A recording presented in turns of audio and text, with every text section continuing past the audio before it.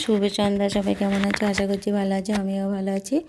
আজকে আমার অনেক দিন এই ফলগুলো ঘরে ছিল, মনেই ছিল না আমার ফলগুলো কাটতে। পেয়ারাটা দেখো একদম পেকে গেছে, আর বেদানাটা খারাপ হয়ে গেছে কিনা জানি না।